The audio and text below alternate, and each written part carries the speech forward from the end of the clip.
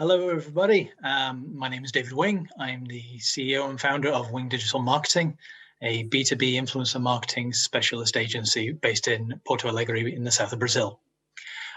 Today, I'll be running this feature in regards to the true value of influencer marketing in business to business. But to do that, I think it's important that we understand exactly what influencer marketing is. And in essence, it's the maximizing of a professional's experience and the network for the betterment of business. But realistically, I mean, what is that? And is that really all there is to it? Influencer marketing is, in essence, once again, relationship marketing. It is understanding a person and their needs and maximizing their abilities and sharing that across your network, be that whatever it is. In influencer marketing, as in with B2C and B2B, we use a wealth of social medias. For influencer marketing in business to business, our main areas for social media tend to be Twitter and LinkedIn, which is where we're finding most of our professionals. These professionals, because business to business is quite so niche in itself, are often within the tech business space. So they're talking about subjects such as artificial intelligence, 5G, a number of other things that are just not quite, let's be fair, not quite as sexy as business to consumer. But we try our best. So to understand how to actually build a business to business marketing strategy, we have to look at how we're going to do it, and what's important about it. So you have to decide whether or not you're going to run a campaign or a program. A campaign in itself is a very short run, often maybe a week, maybe a little bit more, where we where we engage with a number of high-level individuals, and we have a very short-term goal in mind. The upside of that is that you have very quick results, because you plow a lot of your efforts and your energies and your bank balance into a short run campaign, and you see the results fairly quickly. But as I said, that's where most of your expenditure goes. That's where your budget goes. What we're really wanting to do, and what we suggest very strongly here at Wing Digital Marketing, is to go the program route. And to do that, we're thinking about always on marketing. So what we mean is, within the business to business influencer marketing, we engage with a number of very, very well-read and very well-versed and experienced individuals across a number of fields. So to give you an idea, if we were to run a campaign for a computer business, we would look to highlight and find individuals that have a wealth of experience in that sector. And we would try to engage with them and keep engaging with them for quite some period of time. Initially, when we're thinking about an always-on program, we're looking at building it for 3 to 6 months as a trial period, and then expanding it thereafter. The idea is that this program becomes a full-time engagement entity for both your business and for the influencers that are taking part, these individual experts and their expertise. So to see the best benefits from such an enterprise in itself, it always takes time to build. What we're looking at really is talking with these people through direct messaging and building as we go along. But the kind of campaign types that we can really go into are these kind of ones that you can see here in front of you. So events. This is where we would take, traditionally, we would invite experts to go along to a conference, much like this one, but obviously now it's rather virtual, to have their free coffee. We might run a Twitter chat, but we'll talk about the subject that's nearest and dearest to their expertise, but also to the businesses funding them as well. We would also look at influencer inclusivity as well. So to develop a strategy that is both of benefit to the business, to the brand, but also to the individual influencer themselves. Because you must remember that while in while a business is always looking to make its profits, and it needs to do, so does an influencer. And much of the time, these influencers are experts in their own field and they run their own businesses. So they're looking for a mutual beneficial exchange in between what they do and the services that they provide, usually as a consultant or somewhere along those lines, and how that can actually work in conjunction with a larger business. So if an influencer was going to be working with a large computer manufacturer, Apple or HP or something along those lines, then they would want to see exactly what kind of benefit they can get in the long term, and how they can become partners, if you will. Review and roundup articles. Now, this is all related to the kind of content that they're putting out. So within the program itself, to give you an idea, you'll make your introductions, you'll understand who these individuals are, you'll see how much time they have to put into a program itself. Maybe it's an hour a week, maybe it's a few hours a week, maybe it's a few days a week, depending on their work schedule. And they will decide exactly how much of the strategy and how much of the content provision they can actually take part in. So we might ask for an influencer with whatever kind of following that they have to write an article or a blog post, or to take part in a Twitter chat, or even just to comment on an article that you've written for your company's blog. They in turn will then share that content within their social media avenues, so on their Twitter or on their LinkedIn, or they might even do a video and put it on YouTube. So it's all about looking to see how you can equally share the weight of the project itself, and then find the full investment from both sides. Because ultimately what you really want is for the influencer to be as invested in the program as you are. Now, we understand that being the business, being the brand yourself, you're the ones getting paid to do the job to make it build. But from your point of view, the better it does, the better it looks off for you. For the influencer, the better they do the job, the better they look to their audience. And so it's a win for both sides. Another area that you can look at as well in regards to influencers is takeovers. Now, this is something that's traditionally been done in the B2C sector, but it's also something that there's no reason why it can't happen in the B2B as well. And we are seeing a lot of crossover between the two sectors, mainly because in B2C, you tend to have a lot more engageable and enjoyable content. So what I mean by that is we're looking at lifestyle influencers and comedy influencers and a bunch of other things. But it's not to say you're not finding this in B2B. There are some very, very funny people in the business-to-business sector. I mean, look at me. I'm wearing some kind of a Hawaiian shirt right now. It's not exactly business to business, but this is what you get. So you could have a takeover. You can invite an established member of your group, so somebody that you've worked with for a period of time, that you trust, that your business will trust, that your brand will understand, and you can ask them to maybe take over one of your channels for a week or even just a day. They can write a blog along with some other influencers that you trust. And you can look at other content-rich areas that you can exploit for a short period of time. So what we're looking at here is quick blasts that can then be disseminated across all of your social media and all of your content. So you're looking to make the most out of everything that you're putting together as much as possible. But how do we find the right influencers? And that's the question that I'm asked constantly. And within the B2C sector, it's a lot easier than it is within the B2B, or rather, it's a lot quicker. So influencers come in all shapes and sizes. Now, we look on the B2C, we look on the B2B. We look from the nanos, they're extremely small, 1,000, 5,000 followers on their chosen social media, to the megas that have in the millions and tens of millions of followers. We look at the lifestylers in B2C, and we look at the 5Gs and the AIs and the ARs and all the other acronyms on the B2B side of things. But the question is always, how do you find the one or the ones that best fit your campaign or your long-term program? Now, from a B2B perspective, there are very few programs out there that will automatically do this kind of a search for you. There are a couple. They cost quite heavily, and they don't always provide you the kind of insight that you are going to need. If you're running a program for a B2B company, generally they don't put as much funding behind it as they would in the B2C because they're seeing quicker results in the B2C.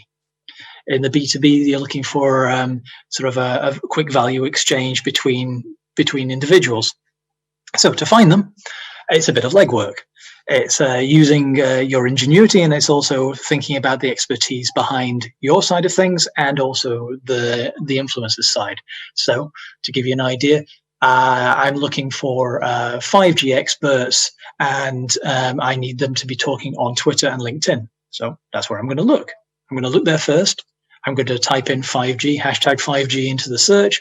I'm going to see what comes up. I'm going to look at, automatically, I'm going to look at the follower count.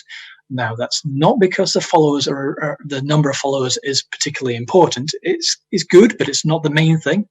What we're looking for is expertise. And you'll see that in the engagement. But to find business-to-business influencers in this sector, the easiest way to do it is to look straight away at their follower count, because it gives you an idea of the amount of effort they're putting into actually building their profile. And a quick look down their wall or their stream or whatever you want to call their thread of information, their posts, a quick look down there will find out whether or not this is a bot-run account, which obviously is not what you want, or whether it's a real person that's actually talking the talk, that actually has expertise, is spreading that information, that they'll have a link to an article, they'll be engaging with other people, there'll be comments there, there'll be retweets, there'll be likes. And that's the first step, to look down there and look at, see what they're actually coming out with and see if they're talking the right relevancy. After that, it's a case of making sure that they're not actually affiliated with a competitor. So if you're Apple, you're not really going to be wanting to talk to a HP advocate. Likewise, the other way around. Then it's a case of sending a direct message. You can follow them, send a direct message, and tell them that you're looking to start up a program. And then you take the conversation offline. You'll pick up the phone. You have a proper conversation, a real person conversation, a human-to-human engagement. And you work at it, because at that point, you're actually developing a relationship.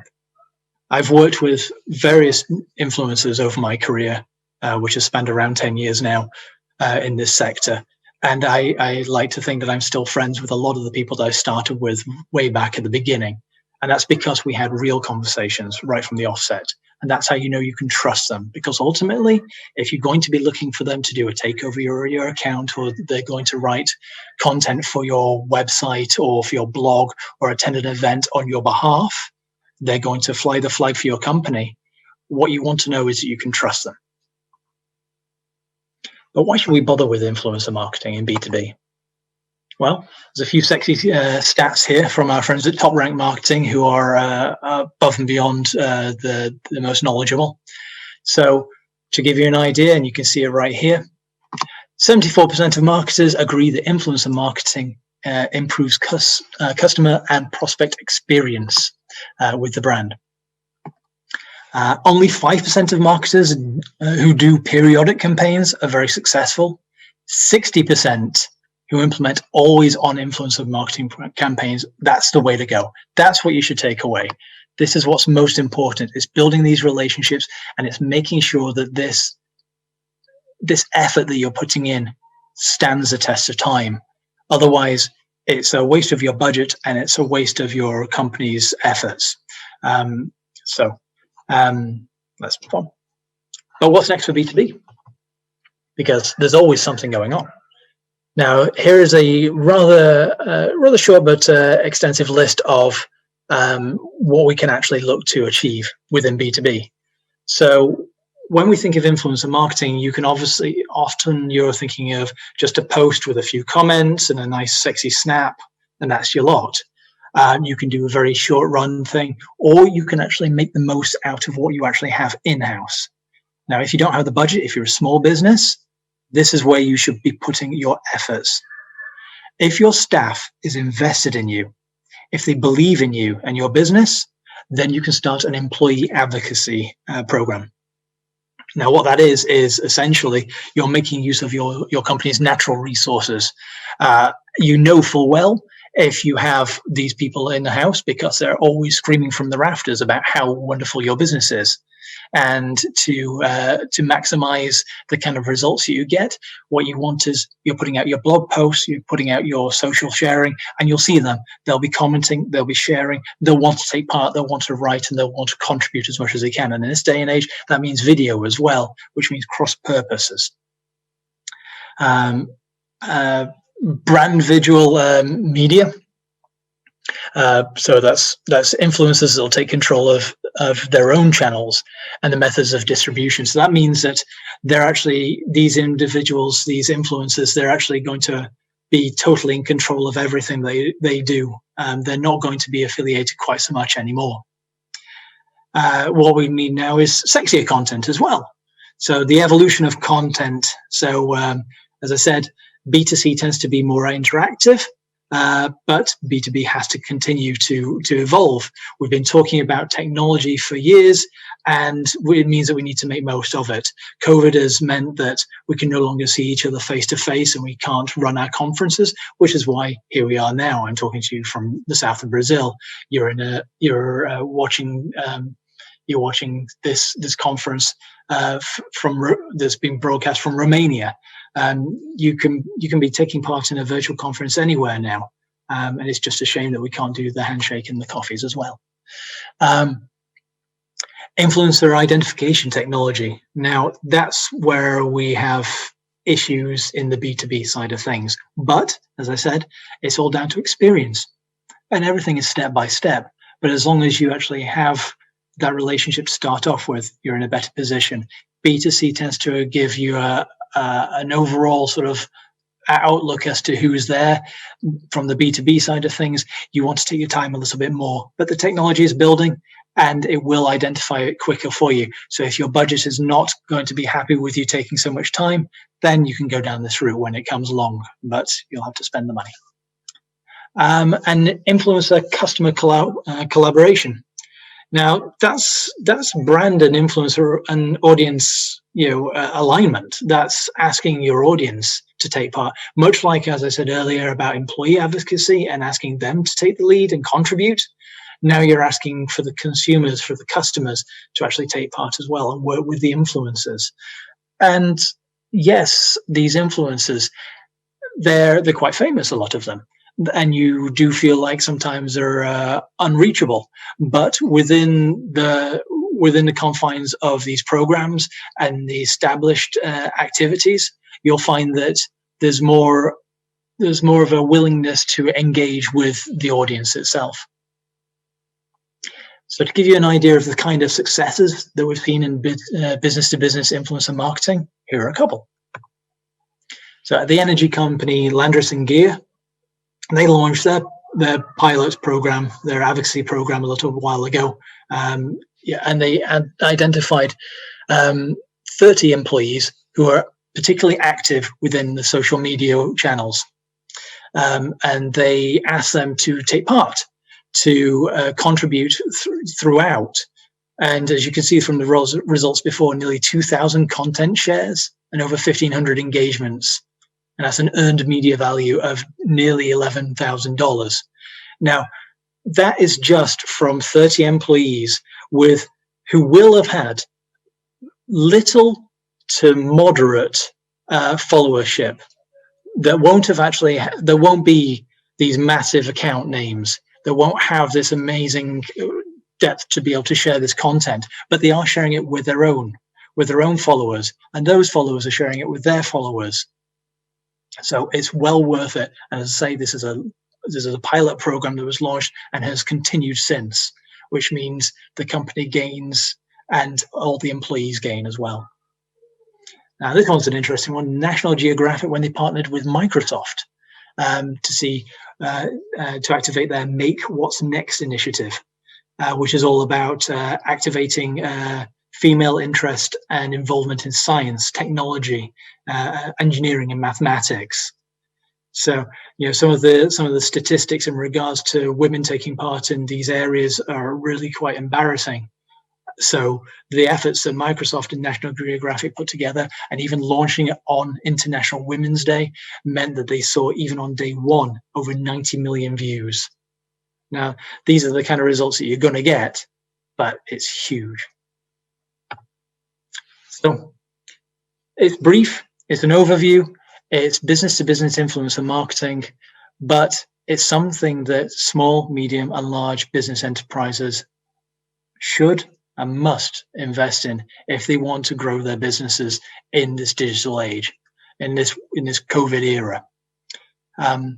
Thank you very much for listening to me today. If you have any questions, please send them towards the conference. I'm sure they'll be able to bounce them back to me. As I say, I'm David Wing Digital Marketing, and contact me if you need any questions. Thank you.